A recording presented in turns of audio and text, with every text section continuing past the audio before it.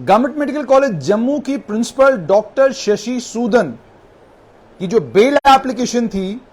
जिस bail application में फैसला सुरक्षित कर लिया गया था, आज स्पेशल जज एंटी करप्शन ताहिर खुर्शीद रैना ने उस मामले में फैसला सुनाया है और डॉक्टर शशि सूदन की बेल एप्लीकेशन को रिजेक्ट कर दिया गया है। बहुत बड़ी खबर है इस वक्त की गवर्नमेंट मेडिकल कॉलेज जम्मू की प्रिंसिपल डॉक्टर शशि सूदन, जिनके ऊपर आरोप है कि उन्होंने अपनी डेट ऑफ बर्थ गड़बड़ाई, अपनी डेट ऑफ बर्थ की फजिंग की हुई है और उन्होंने दो डेट ऑफ बर्थों का इस्तेमाल किया। जब एमबीबीएस में एडमिशन चाहिए था तब एक अलग डेट ऑफ बर्थ का इस्तेमाल किया और जिस समय उन्हें असिस्टेंट प्रोफेसर बनना था उस समय उन्होंने अलग डेट ऑफ बर्थ का इस्तेमाल किया। स्पेशल जज एंटी करप्शन ताहिर खुर्शीद रैना, उनकी कोर्ट ने आज यह फैसला सुनाया कि हम डॉक्टर शशि सूदन की बेल एप्लीकेशन को रिजेक्ट करते हैं। क्या कुछ जजमेंट में आया है वो थोड़ी ही देर में साफ होगा। जब जजमेंट की कॉपी हमारे पास पहुंचेगी फौरन आपके साथ उसको भी साझा करेंगे। लेकिन फिलहाल जो खबर आ रही है, खबर यह है कि डॉक्टर शशि सूदन जो प्रिंसिपल है गवर्नमेंट मेडिकल कॉलेज जम्मू की और उसके अलावा अन्य कई और कॉलेजेस का चार्ज उनके पास है, उन्हें उनका बेल एप्लीकेशन रिजेक्ट किया गया है। बेल एप्लीकेशन के रिजेक्ट करने का मतलब यह है कि क्राइम ब्रांच किसी भी समय उनको गिरफ्तार कर सकती है। डॉक्टर शशि सूदन के पास अब एक ऑप्शन यह है कि वो इस बेल एप्लीकेशन की रिजेक्शन के खिलाफ हाई कोर्ट में एप्लीकेशन डाल सकती हैं और इस फैसले को वहां पर चैलेंज कर सकती हैं। लेकिन स्पेशल जज एंटी करप्शन ताहिर खुर्शीद रैना, जिनकी इससे पहले भी आपको याद होगा उनकी एक जजमेंट आई थी, जिस जजमेंट में उन्होंने ईटीटी इंस्टीट्यूशंस को लेकर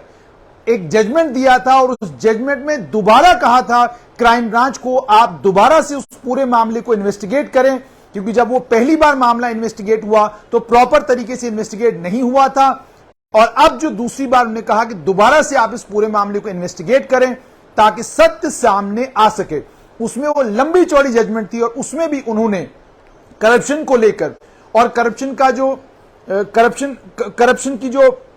वबा है उसको लेकर जो रिमार्क्स उन्होंने पास किए थे, उन रिमार्क्स के ऊपर इस समय भी लीगल फ्रेटर्निटी में लोग बात कर रहे हैं। लोग कह रहे हैं कि उन्होंने कहा कि जितनी गहरी करप्शन यहां पर है, उस करप्शन को लेकर जो कुछ जज साहब ने उस समय कहा था, आज भी उसके ऊपर डिस्कशंस हो रही हैं। फिलहाल लेकिन इस समय की सबसे बड़ी खबर, गवर्नमेंट मेडिकल कॉलेज जम्मू के प्रिंसिपल डॉक्टर शशि सूदन, जिनके घर और दफ्तर पर क्राइम ब्रांच ने छापेमारी की, उससे पहले उनके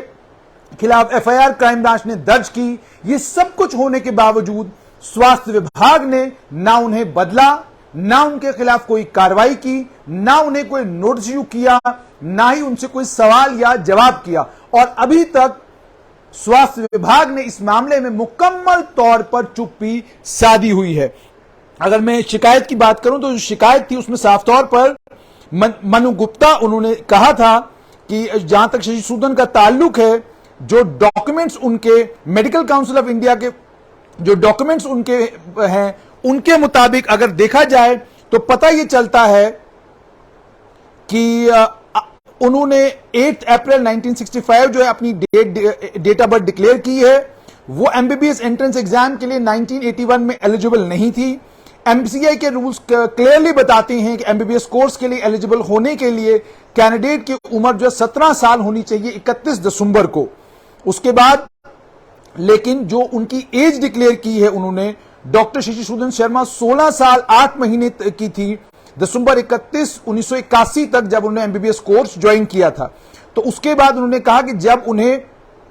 डॉक्टर शशि सूदन को लेकर उन्होंने ये कहा कि एक इंक्वायरी भी करवाई गई थी 8/4/1964 और 8/4/1965, और इसको लेकर क्राइम ब्रांच ने कहा कि उन्होंने गवर्नमेंट को चीट किया है और बाकी तमाम डिटेल्स क्राइम ब्रांच ने अपनी उस एफआईआर में शेयर की। फिलहाल लेकिन सबसे बड़ी खबर, स्पेशल जज एंटी करप्शन ताहिर खुर्शीद रैना ने principal government medical college Jammu doctor Shashi Sudan की बेल एप्लीकेशन को रिजेक्ट कर दिया।